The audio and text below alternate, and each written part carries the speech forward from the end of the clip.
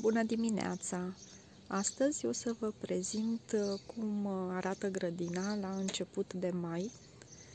O să încerc să fie filmulețul cât mai scurt, să nu-mi plictisească. Așa că o să începem cu această parte de grădină, unde am două paturi. În spate am plantat niște roșioare. Le merge destul de bine. Aici am avut răsad de cale roșii și l-am plantat aici. Iar aici am mangold de mai multe soiuri și în spate salată roșie. Aici am un pat în care am amestecat mai multe verdețuri, am și salată cu cale, ceapă, iar printre ceapă am pus morcov.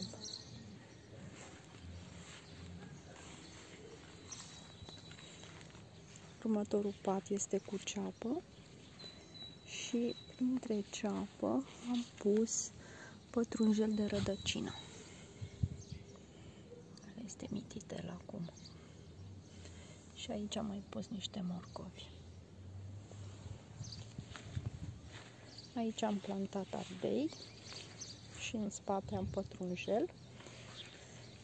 În această lădiță am pus mărar. Aici a crescut o lobodă, nu e pusă de mine, o să mință luată de vânt probabil. Aici am spanac și am mai pus niște rucola, care abia acum iasă. Bine, după cum vedeți, iasă și pirul, dar e grădina plină. Aici am morcov de anul trecut din toamnă și aici ridichi. În spate niște pătrunjel și salată. Îmi pare rău că se vede umbra, dar doar acum puteam să filmez având soarele în spate, mai târziu nu se mai vede. Aici am salată cu morcov de mai multe culori. Am roșu, alb, galben, mov. Aici ceapă din semințe, ridichi albe și câteva gulii, dar au ieșit puține față de câte am pus.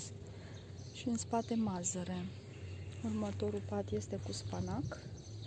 Am avut ridichi lunguiețe, dar nu știu ce s-a întâmplat, ceva le-am mâncat. A trebuit să le scot pe toate, nu le-am putut folosi. Nu-mi dau seama ce anume le-a stricat. Apoi am sfeclă roșie,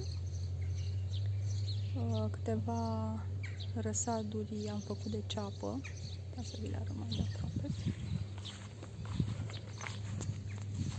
Ceapă din semințe, a fost răsad și apoi le-am plantat direct aici, printre paccioi, căruia cineva îi mănâncă frunzulițele, dar așa este în grădina bio, se hrănesc și gâzele. Următorul pat este cu... Inițial am pus morcovul și apoi am plantat dintre morcov ceapă. Am înțeles că se înțeleg foarte bine, se protejează una pe alta plantele. Aici tot ceapă din semințe, morcov și în spate un rând de mazăre. Aici este un usturoi pus acum din primăvară pentru toamnă, ceapă. Usturoiul este pus din toamnă, acesta. Aici am un pat în care am pus rucola, apoi trebuie să citesc, am și uitat, unele s-au și șters. Aici am morcov roșu, pătrunjel de rădăcină și pătrunjel normal de frunză și pe margine ceapă. Încă un strat de ceapă, al doilea strat, foarte multă ceapă. Aici am plantat fasole pitică mov, cu tacă mov. Iar în patul de lângă am două soiuri de sfeclă roșie, la care era specificat că se poate mânca și frunza. Nu știu dacă la toate sfeclele se poate mânca frunza. Aceasta avea specificat că și frunza se folosește în salate. În acest pat am pus un răsad mai amărât așa de vinete, dar deocamdată văd că se menține bine.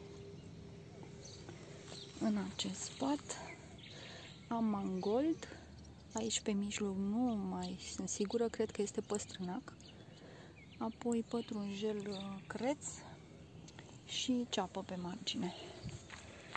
În următorul pat am pus dovlecei. Aici, doar în spate, am pus niște castraveți, urmează să mai plantez ceva. Și pe aceste două rânduri am pus dovlecei de mai multe feluri. Rotunzi, mici așa, rotunzi și verzi, zucchini, am luat și dovlecei portocalii. Aici am un strat cu cartofi, printre care am pus și salată, pe care o voi scoate. Spate am două paturi pregătite în care voi pune răsadul de fragi. În spate am plantat deja de astă toamnă căpșuni. Primele 3 de aici sunt căpșuni albe, iar restul sunt căpșuni normale. Aici am pus mentă. Sper să fie una dintre acestea. Nu mai smulg iarba, că e posibil să smulg și menta. Semințele erau extrem de mici. Sper ca una din ele să fie mentă. Aici am pus un răsad de leuștean. Pare că s-a prins. Cel de jos, cel de deasupra e mai amărât, dar sper să se prindă. Aici am pus un rând cu flori, diverse flori, am luat un mix, văd că au început să iasă. Aici am pus un rând de porumb dulce, n-a ieșit niciunul, nu știu de ce. În schimb, în partea aceasta, tot porumb dulce, dar de alt soi decât cel din partea cealaltă, care, după cum vedeți, a început să iasă. Două rânduri, sper să mâncăm porumb. Aici, la fel, un strat cu flori, care abia acum încep să iese. Și trecem pe partea cealaltă a grădinii. Primul rând, aici avem cartofi, apoi fasole pitică cu păstaie verde. Aici am țelină de rădăcină și mizuna.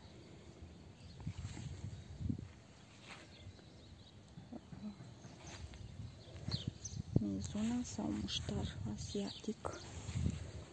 Cred că este muștar asiatic. Da, este muștar mix. Le-am încurcat, bineînțeles. Aici am un rând. Pe margine am pus mazăre, apoi am ridichi. Aici am pus fenicul, dar nu pare să fie ieșit nimic. Iar aici am un rând cu salată, pe care o să o răresc, bineînțeles, roșie și salată albă. Scăunelul este pentru smuls iarba. Aici am un pat cu ceapă.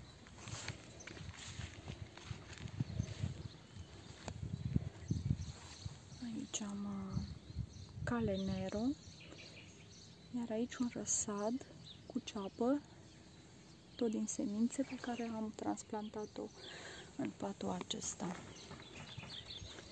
La fel, aici puțină ceapă și cale de două feluri. Varsa cale, foarte bună în smutiuri sau în salate. Aici am un pat cu vinete, răsaduri mai anemice, dar sper că se fac mari. Și aici, bineînțeles, din nou ceapă. Și aici am țelină de frunze. Vă spusesem într-unul din videourile anterioare că am primit acest răsad, care inițial l-am pus în solar până a crescut și nu știam dacă este de frunze sau de rădăcine, dar se pare că este de frunze. Aici am un pat cu cartofi și salată. Salata o să o scot mai repede și vor rămâne cartofii. Iar aici am un pat cu lobodă roșie și verde. Pe mijloc am spanac și pe laterale am pus praz. M-am gândit că loboda și spanacul le voi scoate și va rămâne prazul. Bineînțeles, ceapă, foarte multă ceapă. Aici am câteva paturi în care urmează să plantez. Aici am hrean în spate și câteva răsaduri de ardei. Iar în patul următor am din nou cartofi.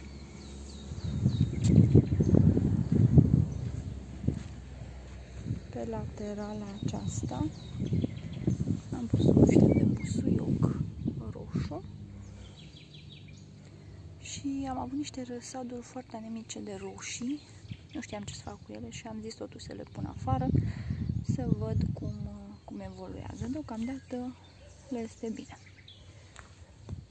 În continuare am răsad de castraveți pus și fasole. Sunt intercalate. În spate este un răsad de brocoli.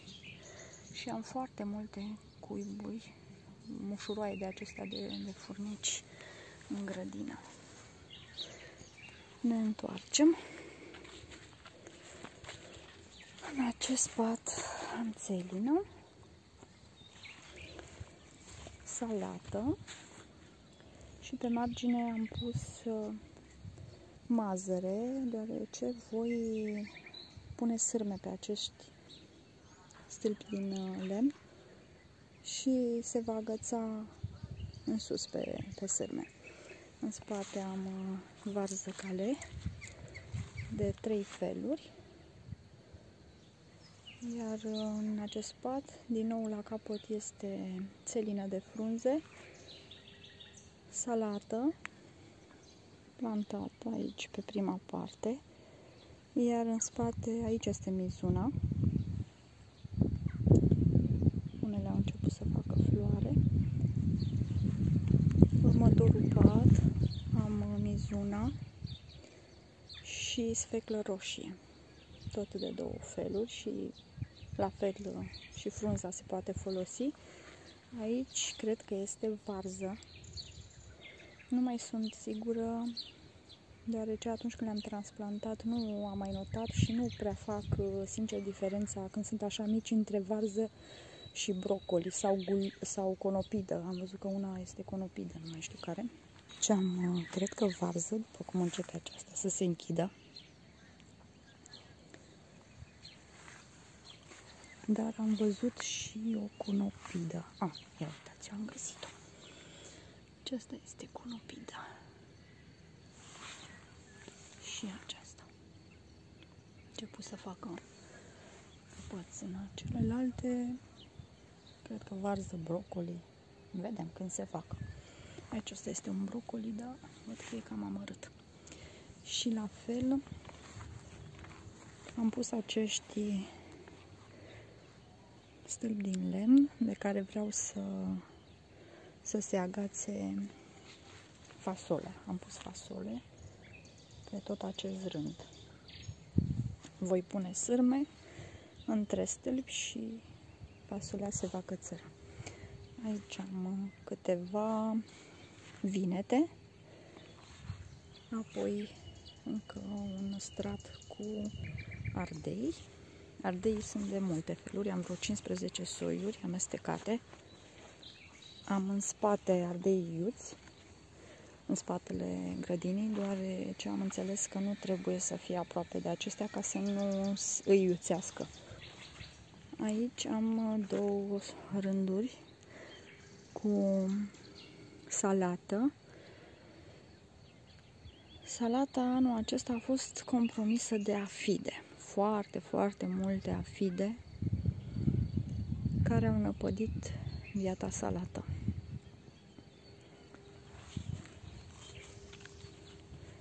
Aici am câțiva arbuști de fructe de pădure. Acesta primul este un goji și apoi mure și smeură. Și printre ele, bineînțeles, nelipsita ceapă.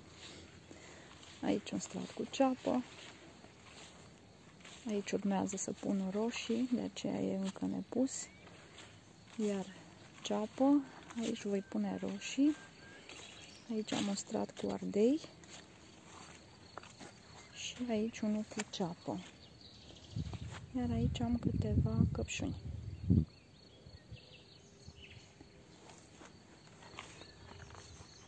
Aceasta este grădina mea bio la începutul lunii mai.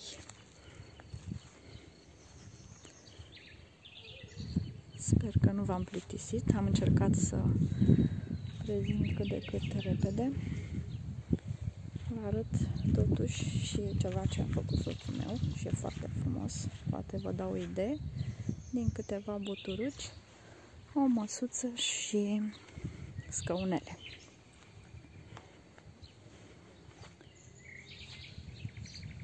Sper că v-a plăcut și vă aștept să mă urmăriți în continuare. O zi bună!